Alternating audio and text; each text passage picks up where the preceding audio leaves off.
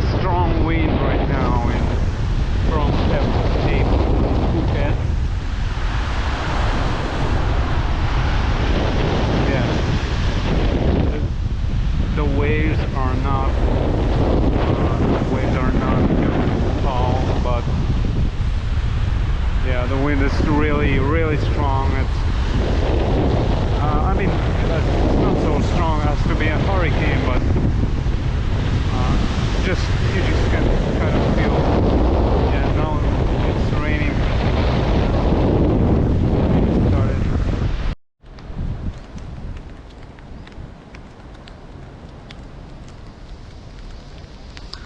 Here at some sort of a cape, local Phuket, some name cape. The sea looks pretty good when you point the camera at it. Yeah, it's kind of like azure and blue. Some spots it's azure and some spots it's blue. Yeah, there we see some kind of a something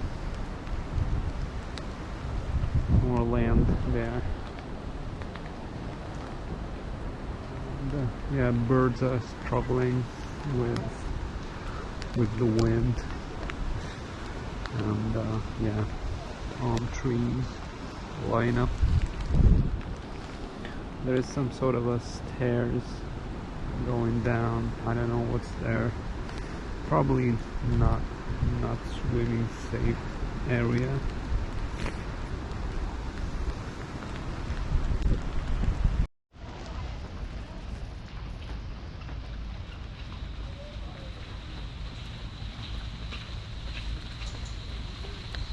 This place has a lot of elephant statues. I don't know, some kind of a shrine or something. Yeah, they lined up in a circle. I'll just go around and film them.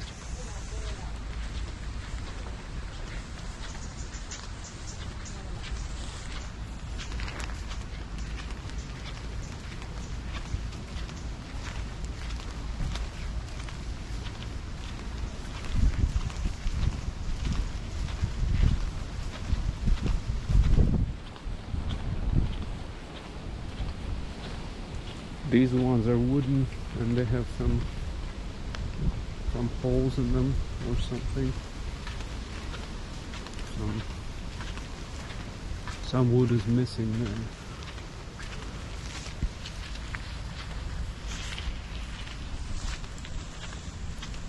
And these are really small ones.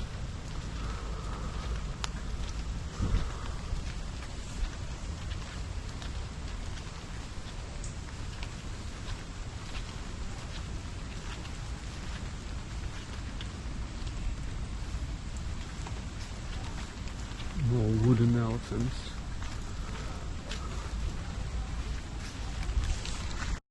Those are some interesting seeds there. They look really interesting.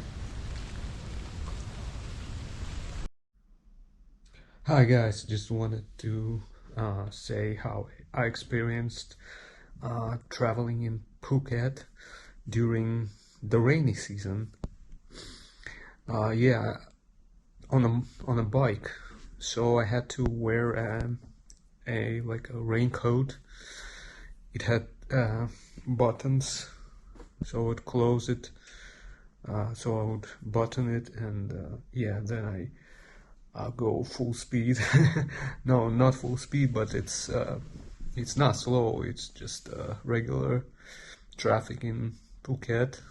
So I would totally get drenched in water, like everything that's open between the buttons areas, and here the neck, yeah, the wrists, they all got drenched. And also I had like this buttoned variant, um, which I probably shouldn't have gotten, because the locals have like the complete covered one, like the monolithic or whatever the word is. And yeah, the water is not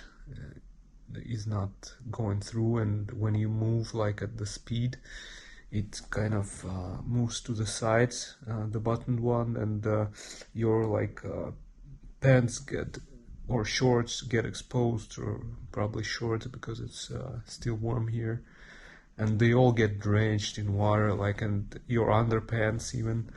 It's like you just went into a sea and just like submerged to the level of your belt.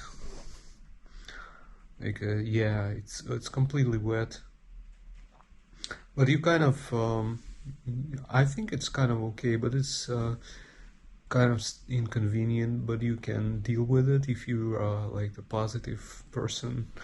You can see like the nature. Nature is just nature.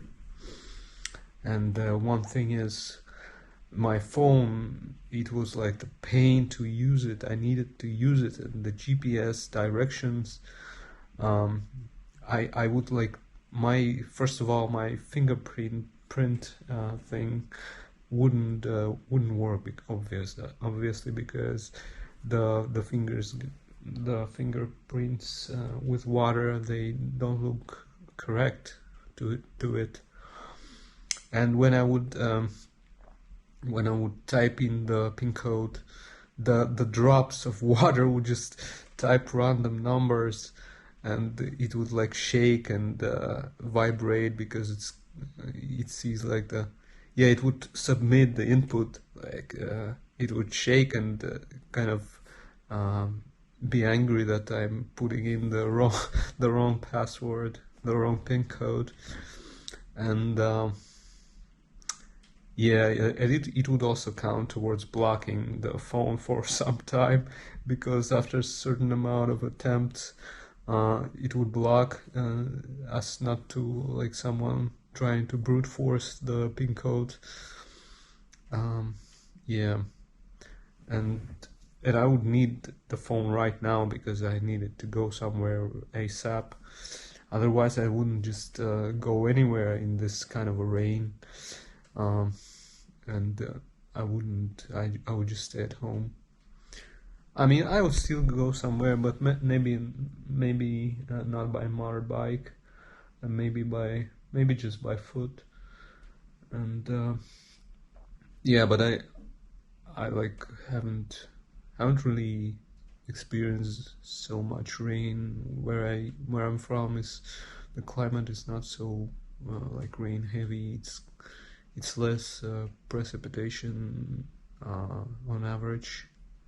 But this is also the rainy season in Phuket. What other would you expect? And this was definitely an experience. And all my like GPS maps were randomly disappearing, because the drops, they would just press some buttons for me, like, yeah. And finally I just parked the bike somewhere and went by foot to my destination. Wasn't able to use the GPS to arrive there by bike. And right now it says there is a notification on my phone that there is moisture in the charging whatever slot or whatever. I tried to dry it up with a fan, but it didn't work, and it says you need to use a wireless charging if you want to charge it until it dries up. But I don't have a wireless charger, and I don't want to spend money on it. I left it at home, so I don't want to just buy a double charger.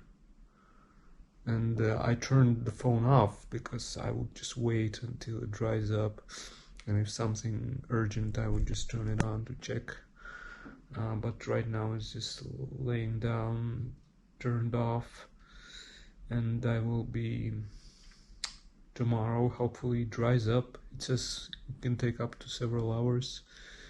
I hope several doesn't mean like the several hours, like several days, because that's possible, judging by that definition, by that notification. Yeah, hopefully I got I also got like a second old phone, but it's really an ancient phone, but I can still use it as a phone. Yeah, and I have a tablet, so yeah, hopefully that's resolved. But that was an experience for me in a rainy season in Phuket. Yeah.